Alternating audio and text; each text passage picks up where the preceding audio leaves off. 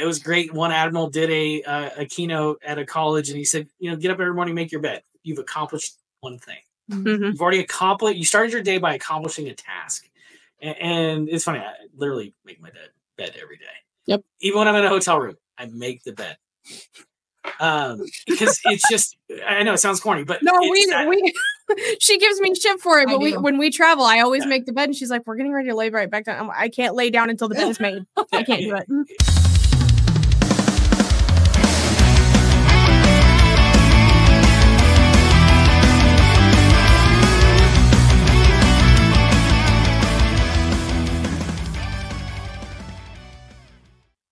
Hi, friends, and welcome back to another episode of the Chicks in Charge Automotive Edition. I am Jess. I'm Shasta. And our guest today is the president of Dealer World and board member of Dealer Funnel, Dan Moore. Hi, Dan. Hi, Dan. How are you guys? So good. We are doing well. How are you excited doing? I know you have been so busy. A little bit. You've been traveling a lot. You have. Yes. So a lot of it for fun, though. It's, I have two daughters. It's summertime. This is that little window of time that I get before school starts and all the fun. So got to take advantage of it. Yeah, for you do. Sure. And you just had a birthday trip, didn't you? That was super cool. I think I saw those photos. Oh yeah, it was my father-in-law's birthday. So okay.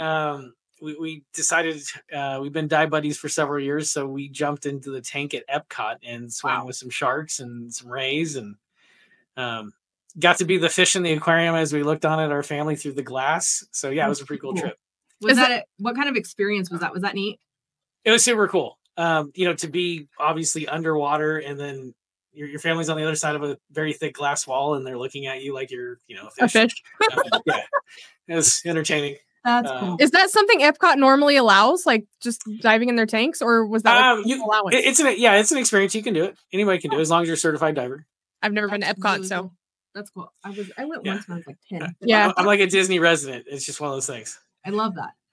So we totally skipped into having you introduce yourself just because we are so excited to talk to you. We're just jumping the gun. So tell if there's any of our listeners who don't know who you are, don't know about Dealer World or Dealer Funnel, tell us a little bit about how you found your way in the industry and what Dealer World and Dealer Funnel are doing for the industry.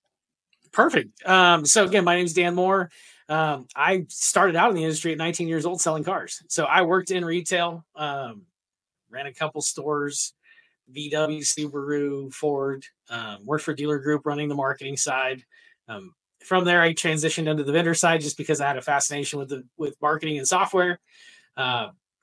Worked for Cox Automotive, worked for Cobalt way back in the day.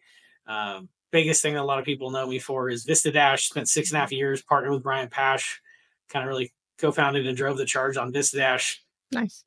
Was acquired twice. I was going for a third, but I missed the window. I just wanted, it was a number. It was like, you got to have goals. But Vistadash was a marketing intelligence platform, really kind of took all of marketing data, put it in a single dashboard to help us make informed decisions on what dealers are doing with their marketing dollars.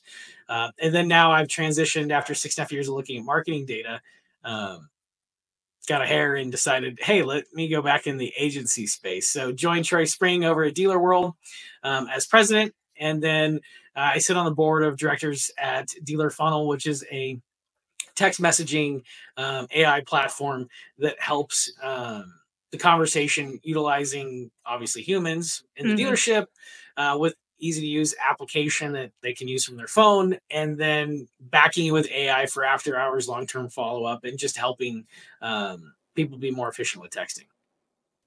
And it's a great platform. We've had the chance to use it before in our BDC. It's really revolutionary, and what you guys have there is unique. How are you seeing, and I know this is a topic you're getting ready to speak on by appointment only. How are you seeing the results of text message communications over phone calls?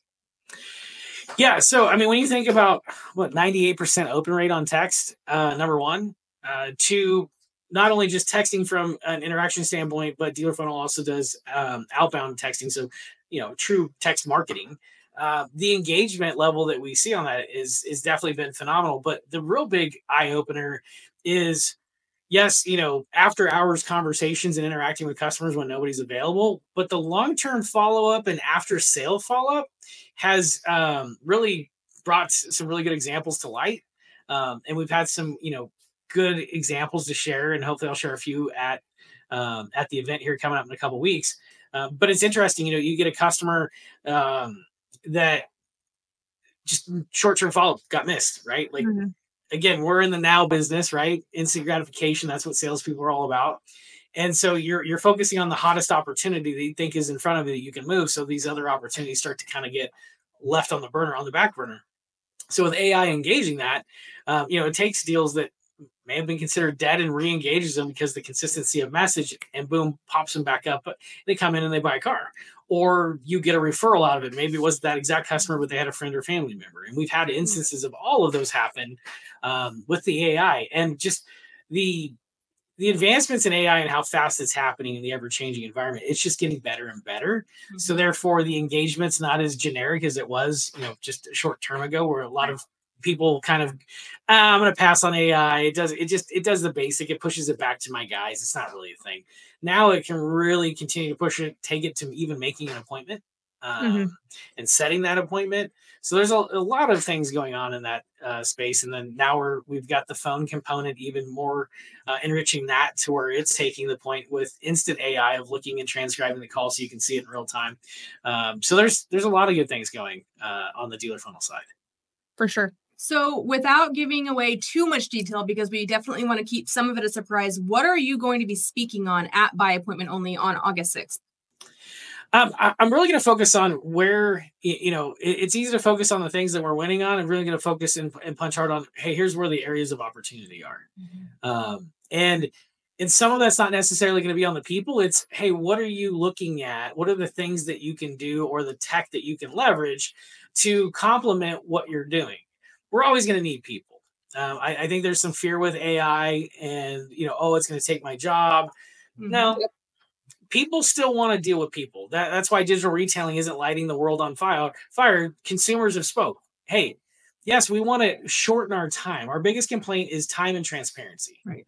We want to know we're getting a fair deal, that you're treating us right, we have a good experience, and we don't want to spend 8 hours in the dealership, even though some of that's caused by them at times. But nonetheless, that's perception, and that's perception that we have to fight. So when we leverage some of these points, that's what I kind of want to lean in on is, hey, are we being honest about these things, and what are you putting in place to overcome so that you can really build a good reputation and lean into that return referral business? And I think that's the other key to success too, is there's still a lot of meat on the bone. And I think sometimes we just keep getting caught up and I'm looking for the new one when it's like, hey, there's still meat on this bone. Why aren't we working it?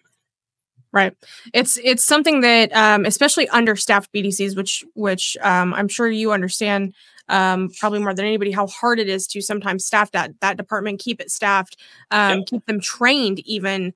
So to have a product that's going in there and re-engaging that when maybe, half of your BDC called out with the flu or their kids are sick or one thing or another that has now affected your staffing, but you still have consistent follow-up on those leads and re-engaging those, still scheduling them for appointments so that your sales department doesn't take that hit.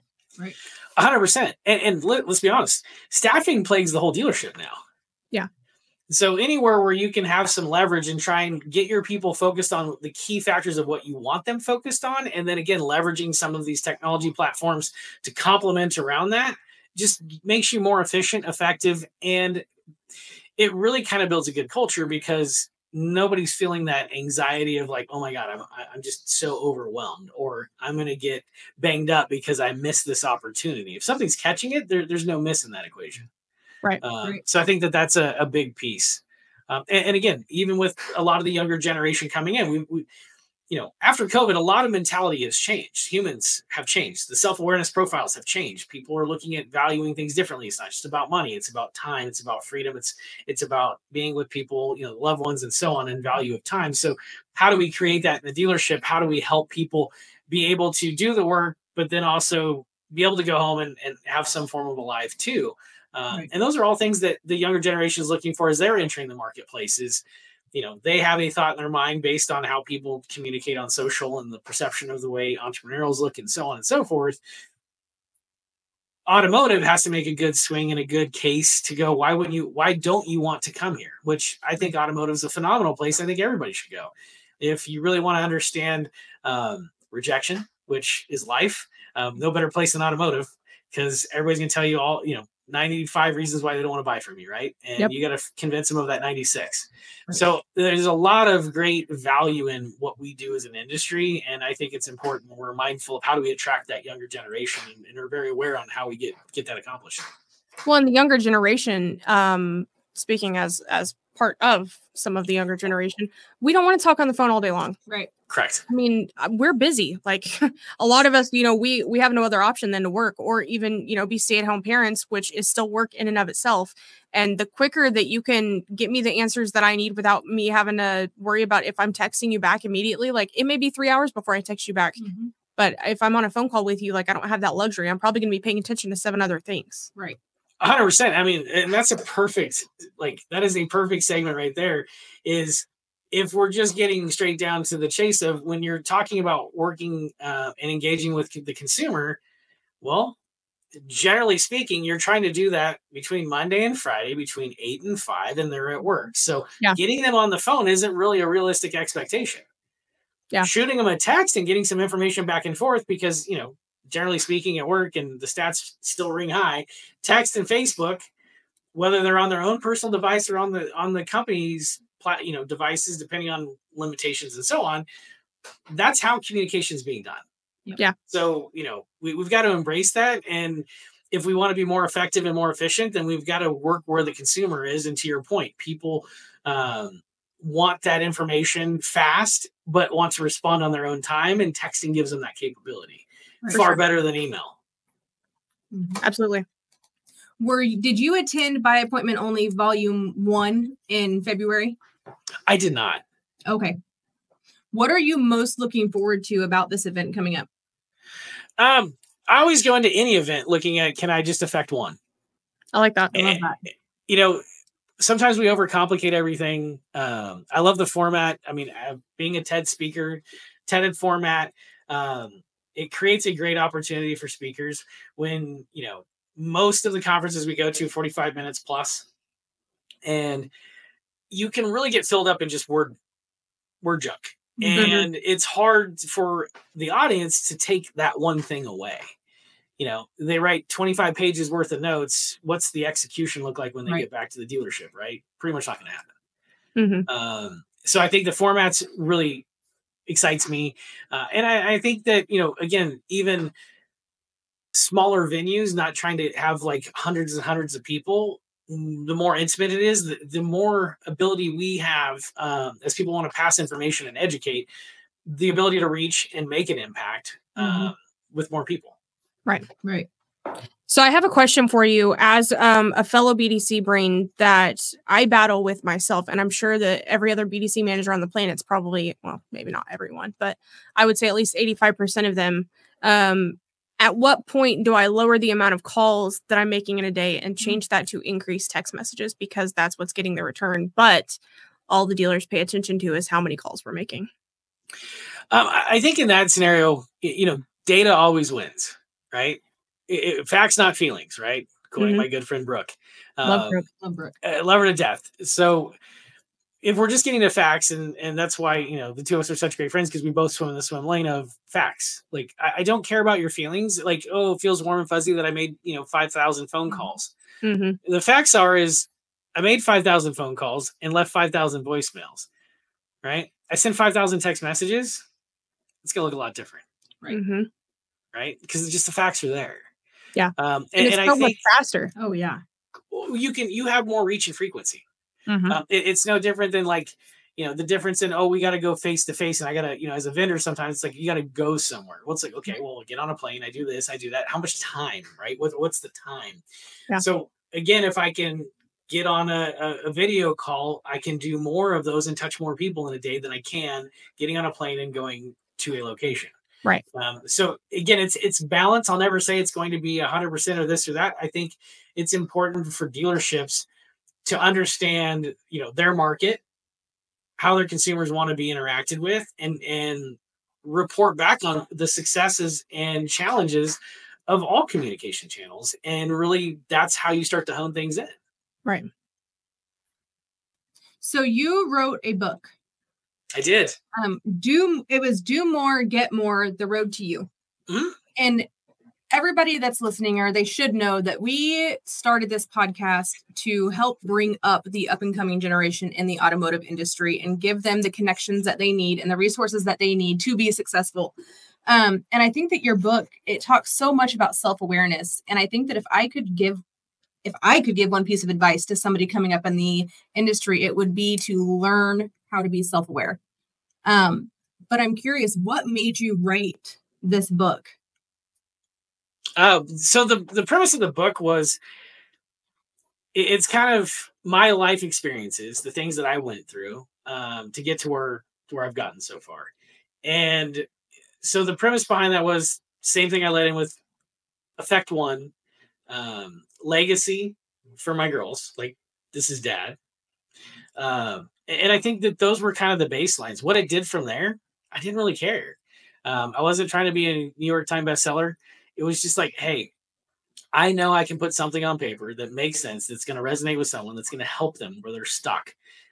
Because we've all been stuck in different points. Mm-hmm. And if I can help one person increase their momentum in a faster time than I was able to, based on my life experiences and hard knocks of things, then that's a win. Because a lot of times, we're going through lessons of life and we don't always have that mentor or person or experience to lean in on that goes, hey, yeah, it sucks, but you know what? You got to work through it, because on the other side of this is what's on the other side. Mm-hmm. Right. I think we forget about that a lot. And that's the biggest thing. I mean, every time we make jokes about what's the silver bullet, and I'm like, the silver bullet's hard work. Yeah. Be willing to do what nobody else is willing to do. Yeah.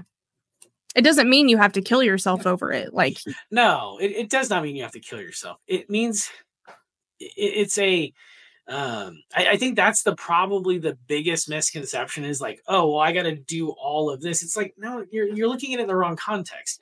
What it's saying is if you weigh all your experiences right now, what was the last thing you learned from winning? And what was the last thing you learned from failing? Oh, I learned way more from failure. I mean, we say all the time right here, fail forward every single time. 100%. And it's cliche at times. And I think people kind of laugh, ha, ha, ha. It's like, no, it's real. Success is all of the lessons of the failures, right? So that winning came from all of the times that we have failed.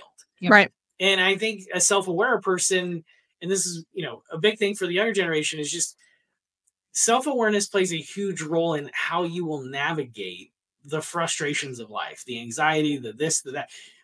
I make a joke to my girls at home. I have 3 teenage girls. I say it's you against you. Who's going to win today? Yeah. They're like, can you please stop saying that? I'm like, I love you. It never stops being true. Yeah. But so I've had to change it a few times. But the point of it is that each and every day you wake up, you look in the mirror in the morning. It's like, who's going to win today? The old you or the new you? Like, right. Are you making progress in the right direction? And you can't weigh on like have extremely aggressive goals that are way out, but have short-term goals that allow you the momentum to win. Right. Right. It was great. One admiral did a keynote at a college, and he said, get up every morning, make your bed. You've accomplished one thing. Mm-hmm. You've already accomplished. You started your day by accomplishing a task. And it's funny. I literally make my bed every day. Yep. Even when I'm in a hotel room, I make the bed. Because it's just, I know it sounds corny, but no, we she gives me shit for it. But when we travel, I always make the bed, and she's like, "We're getting ready to lay right back down." I can't lay down until the bed is made. I can't do it. It's just that thing of I accomplished the task, and I think that's important. I also think that too many times, we want to blame everything. It's focus on what you can control, what you truly have control over. Right. We're about to enter probably one of the most interesting political seasons. Control what you can control. Yep. Don't get sucked into what's going on online, dude. Like just the news is the news. You want to be depressed, turn on the TV, let that control your life. Or you make a choice and go, no, I'm going to control my destiny, control what I can control, and keep moving it forward. I'm going to go watch Big Bang Theory because it makes me laugh. So, and that's it. I just look thinking, I'm like, what's that next thing I can do? So, I decided I didn't have enough on my plate. So I took a vacant seat on the school board. So where do you want to put your time? Right. Like, Right. And I challenge everybody. We don't know what our capacity is. Go figure it out. Right. Make that a goal. I'm curious. Everybody's like, oh, you're going to tap out? I haven't tapped out yet. Yeah. Let's keep playing. Right. And either way, whether you win or you lose, you gain something. And you're still the person accountable for it, whichever way it goes. 100%. And the biggest thing, just be a good human.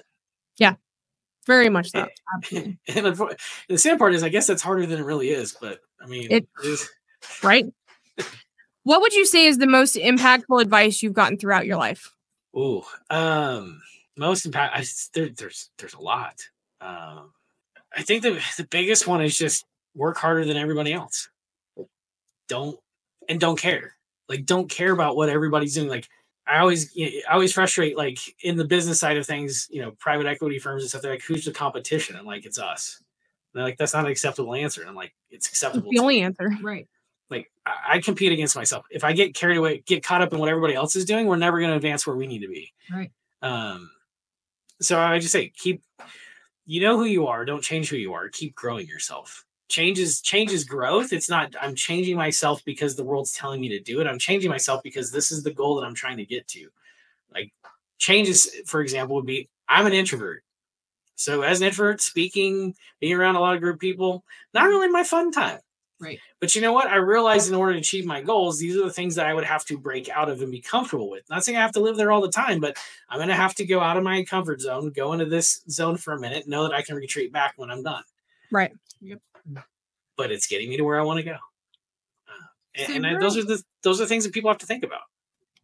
So you are a very respected person in the industry. My question to you is, what is your why?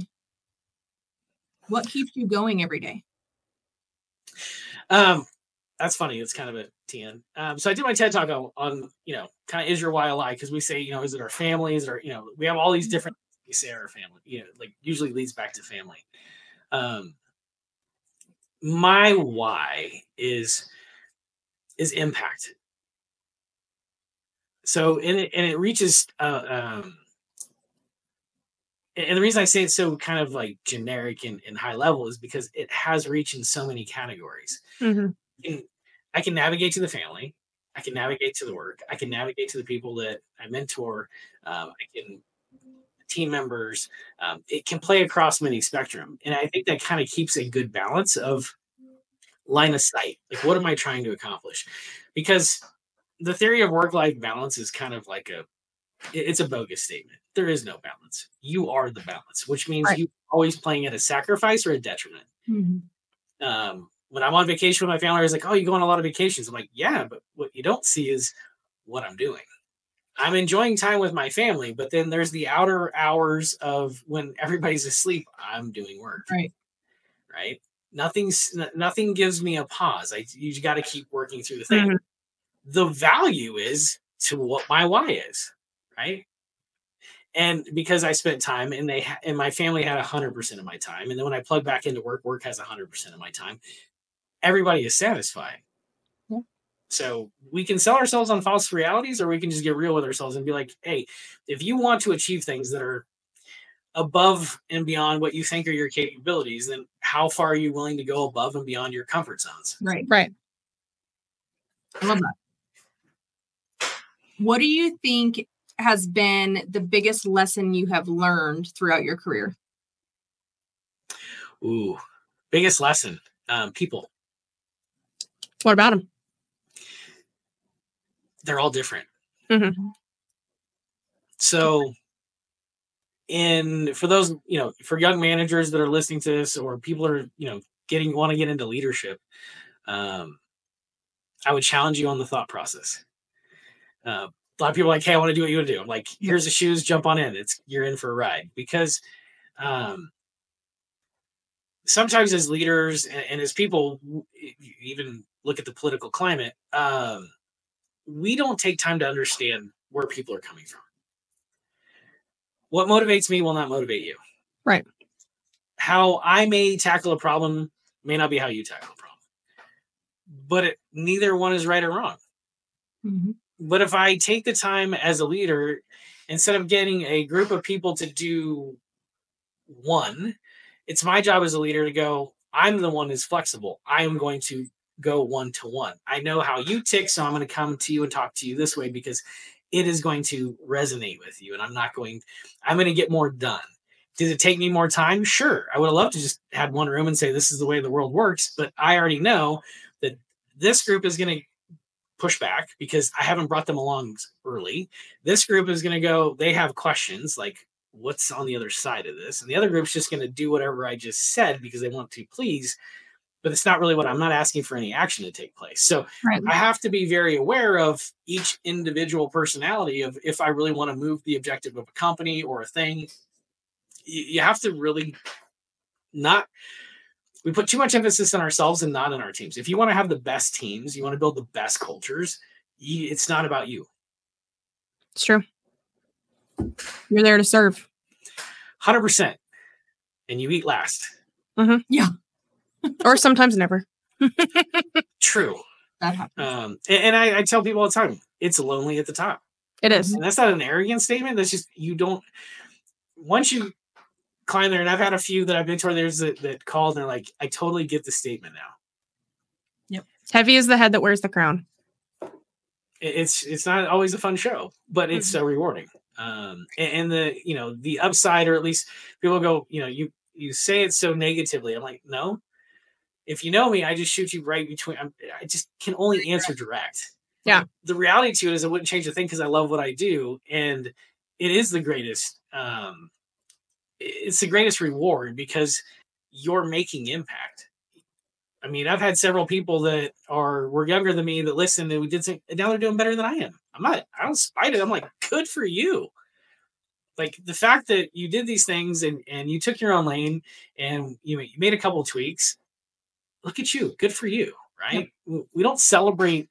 People have a hard time celebrating people that leapfrog them or accelerate or get up to their same level.